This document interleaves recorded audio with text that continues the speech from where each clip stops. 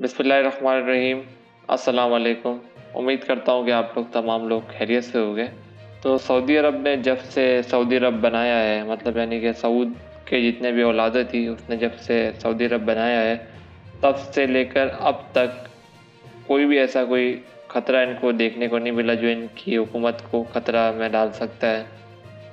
और ये काफ़ी ज़्यादा जो है मामला इनके लिए बेहतर रहा है। स्टार्ट इस तरह होता है कि काफ़ी ज़्यादा सच बात है कि सऊदी अरब ने जब तेल की कीमतें कम की और इन्होंने अपनी प्रोडक्शन बढ़ाई, तो चाइना ने और इंडिया ने भी इनसे दुगना तेल खरीदा। ये इनके स्टेट्स बता रहे हैं।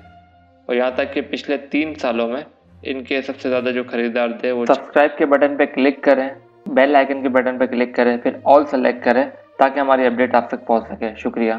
चाइना और इंडिया है। और साथ साथ आपने देखा होगा अप्रैल के महीने में और मार्च के महीने में तेल की कीमत इतनी कम हो जाती है कि सऊदी अरब का ऑर्डर काफ़ी ज़्यादा मिलना शुरू हो जाता है। तो ऑफिशियल सेलिंग प्राइस जो होती है उससे कम कर देता है सऊदी अरब और तेल और ज़्यादा बेचना शुरू करता है, क्योंकि ये सारी की सारी चीज़ें फ़ायदेमंद थी सऊदी अरब के लिए। तेल की कीमतें कम होने से शायद हमें लग रहा हो सऊदी अरब को नुकसान हो रहा हो, लेकिन असल में कहानी ये है कि सऊदी अरब को फ़ायदा हो रहा था, क्योंकि आप तेल की कीमत कम करोगे तो आप जो अमेरिका से ख़रीदने वाला तेल होगा आप सऊदी अरब से लोगे, तो ये आसान हो गया था सऊदी अरब के लिए काफ़ी ज़्यादा। और ये छोटी छोटी कामयाबी थी सऊदी अरब के लिए, जो आराम आराम से सऊदी अरब के लिए डेंजर का बायस बन गई, मतलब खतरे का बायस बनती रही।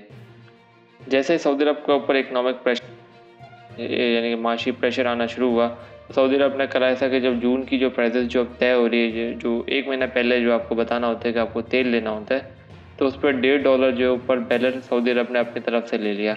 लेकिन याद रहे कि $6 का सऊदी अरब अभी भी डिस्काउंट दे रहा है, मतलब यानी कि अभी का मिसाल के तौर पे कि तेल की प्राइस अगर मिसाल के तौर पे $30 है तो $6 सऊदी अरब डिस्काउंट देगा आपको।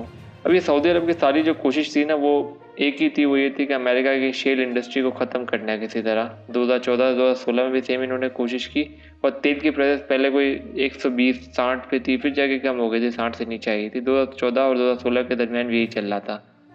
और 2020 में तो सऊदी अरब ने ये किया कि शेल इंडस्ट्री को पूरा बिठा दिया और साथ साथ इनकी जो प्राइसेस जो थी वो नेगेटिव में आ गई थी। क्रूड ऑयल की सारी जो प्राइस जो नेगेटिव में हुई थी ना, वो सऊदी अरब के तेल की नहीं हुई थी, अमेरिका के तेल की हुई थी। शायद हमें एक मिसकॉन्सेप्शन हो जाता है। अच्छा, सऊदी अरब के मैं एसिड की बात कर रहा हूँ, जो फॉरेन एसिड जो होता है, जिसमें सऊदी अरब के जो रियाल है और अमेरिका के जो डॉलर है उसके दरमियान इन्होंने एक बराबरी रखी हुई है। पहले $737 बिलियन के इनके पास असासे मौजूद थे, या ये बराबर जब भी करते थे वो सारी की सारी चीज़ें जो जब भी इनका जो बजट डेफिसिट होता था तो वो सारी की सारी चीज़ें ओवर प्रोडक्शन करके फिर जाके वो बेच देते थे सारी चीज़ें, और तेल बेचते और फिर जाके तेल की जो रेवेन्यू होते थे उससे वो अपना बजट डेफिसिट और सारी की सारी चीज़ें करते थे। लेकिन होता ऐसा है कि सऊदी अरब ने 2014-2016 के दरमियान भी यूएस के साथ प्राइस वॉर स्टार्ट की, लेकिन उसमें $450 बिलियन का नुकसान होता है सऊदी अरब को। ये सऊदी अरब की आपस में जंग चल रही है कि पाकिस्तान इनके अपने लोग या कोई वो नहीं कर रहे कि हम कहें कि नहीं नहीं ये इनकी वजह से हो रहा है। तो सऊदी अरब के फिर बजट के जो खसारे थे वो बढ़ना शुरू हो गए, यहाँ तक कि सऊदी अरब के फॉरेन एक्सचेंज रिजर्व जो है वो जो 737 बिलियन थे 2014 में, वो गिरते गिरते गिरते आज 418 बिलियन पे आए हुए हैं। ये काफ़ी ज़्यादा कम हुआ एक अचानक से। अब सऊदी अरब के साथ मसला ये हुआ है कि सऊदी अरब ने डोनाल्ड ट्रंप की बात नहीं मानी। जब डोनाल्ड ट्रंप ने कहा कि आप अपने प्राइस को बढ़ाओ, या अगर आप प्राइसेस को बढ़ा नहीं सकते तो फिर आप प्रोडक्शन को कम करो, ताकि ऑटोमेटिकली डिमांड सप्लाई का गैप होता है तो आपको जो है फ़ायदा होगा।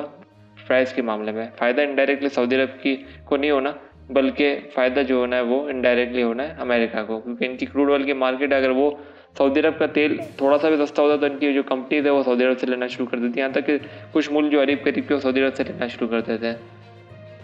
तो सऊदी अरब ने सारा का सारा जो बात अमेरिकन ऑफिशियल्स कह रहे हैं कि इन्होंने ट्रस्ट तोड़ा जो FDR के दरमियान था। फ्रैंकलिन डी रोजवेल्ट के नाम से प्रेसिडेंट थे, इनके और सऊदी किंग अब्दुल अजीज़ के दरमियान एक बना हुआ था, तो ये पूरा का पूरा तोड़ दिया।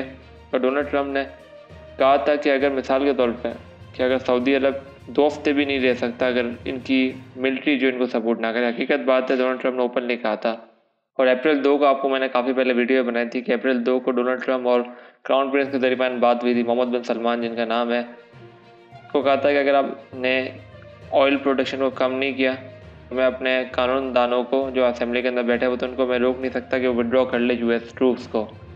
खैर सऊदी अरब ने इनकी बात मान ली, इन्होंने पैरों पे गिर गए, इन्होंने कहा नहीं बात सही कि हम लोग अपनी जो प्रोडक्शन है वो कम कर देते हैं। तब होता ऐसा है कि जैसे सऊदी अरब कम करता है तो आने वाले दिनों में पता लगता है कि सऊदी अरब के अंदर जो यूएस की मिलिट्री इंस्टॉलेशंस है वो सारी की सारी अमेरिका आपसे निकाल लेते हैं। यहाँ तक कि फ़ौजी वगैरह जो इनके अपने होते हैं वो बाहर जाना शुरू हो जाते हैं। अच्छा, इसके साथ साथ जो सऊदी अरब की जो सप्लाईज जो अमेरिका की तरफ जा रही थी, क्योंकि सऊदी अरब से अमेरिका काफ़ी ज़्यादा तेल लेते हैं, तो वो सारी की सारी अमेरिका के प्रेसिडेंट ने कहा कि वापसी कर लो। ये वापसी कर ली गई और उन्होंने बहाना किया कि नहीं हमारे साथ ये मसला हुआ है। तो दोनों तरह से सऊदी अरब को नुकसान पहुंचेगा। मिलिट्री इंस्टॉलेशन हटा ली, तेल को वापस कर दिया। आप देखो ओपेक की प्राइस कम हो गई है और WTI क्रूड मतलब अमेरिका का जो क्रूड ऑयल है ऊपर बढ़ना शुरू हुआ है। अब एक और मैकेनिज्म लाने की कोशिश की जा रही है और नो ओपेक बिल कहलाता है। नो ओपेक बिल जो वो जितने भी ओपेक ममालिक है, ओपेक ममालिक में सऊदी अरब है, UAE है, उन तमाम लोगों के ऊपर US के सैंक्शन लगने वाले हैं। सैंक्शन का तरीक़ेकार ये है कि अगर मिसाल के तौर पे कि कोई भी प्राइस को आगे पीछे करता है अपने तौर पे, जैसे कि सऊदी अरब ने करता आ रहा है, जो सबूत भी सऊदी अरब ने को दिए गए और जो पूरी दुनिया को पता है कि सऊदी अरब ने किस तरह आगे पीछे की तेल की प्राइसेस, तो तेल की प्राइसेस पर कोई भी मुल्क, ओपेक का मुल्क, अगर वो आगे पीछे करता है अपने तौर पर या कोई प्रोडक्शन में आगे पीछे इस तरह करता है कि उसको फ़ायदा हो जाए, तो अमेरिका जो है वो $1 ट्रिलियन की जो है वो इन्वेस्टमेंट जो हुई हुई है वो बंद कर सकता है। यानी कि सऊदी अरब की अभी तक $1 ट्रिलियन की जो अमेरिका के अंदर इन्वेस्टमेंट है, पैसे पार्क हुए हुए बहुत सारे प्रिंसेस के सारे के सारे जब्त हो सकते हैं और सऊदी अरब कोई एक झटके में जो है बैंकरप्ट हो सकता है। ये सारी की सारी प्लानिंग में बता रहा हूँ, मेरा कोई ज़ाती कोई सऊदी अरब से दुश्मनी नहीं ना होने लगी, लेकिन ये सारी प्लानिंग जो है वो अमेरिका और जो यहूद और नसारा वैसे भी हमारा दुश्मन है, तो ऑटोमेटिकली कुछ ना कुछ तो उनकी तरफ से होना है ना। अब सऊदी अरब ने सोचा कि अब तेल से तो हम लोग कमा नहीं सकते, तो हम लोग करते एक काम ये है कि हम लोग है ना वैट लगाना लग जाते हैं। वैट का मतलब ये कि वैल्यू एडेड टैक्स, मतलब यानी कि इनडायरेक्ट टैक्स कहलाता है। अगर आप कोई भी चीज़ खरीदते हो तो आप पे वैट लगता है। अब पहले 5% अगर जो बंदा सऊदी अरब में उम्रा या हज पे गया हो तो पहले आप लो तो आप पे वैट लगता था 5% का। अब इन्होंने उसको इंक्रीज़ करके 15% कर दिया है। अब मिसाल के तौर पर कि अगर आप कोई चीज़ खरीदते हो तो आपकी प्राइस पे जो भी प्राइस होगी, फॉर एग्जांपल 1 रियाल है तो आपको 1 रियाल 15 पैसे देने पड़ेंगे।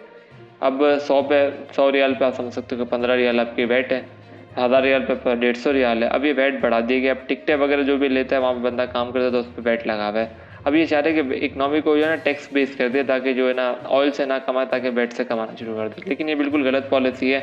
जितना भी जो भी कोई भी साजिश की गई है फॉर एग्जाम्पल, वो एक ही तरह से की गई कि किसी तरह इकनॉमी को क्रिपल कर दो, यानी इकनॉमी को पूरा जाम कर दो। इकनॉमी जैसे ही जाम होती है तो आवाम जो वहाँ की होती है वो आवाम एहतजाज करना शुरू कर देती है। आवाम जैसे एहतजाज करती है तो बंदूकें और आमने सामने हो जाती है फ़ौज और आवाम, यानी जो हुकूमत करने वाले और आवाम आमने सामने जैसे हो जाते हैं तो सिविल वॉर हो जाती है।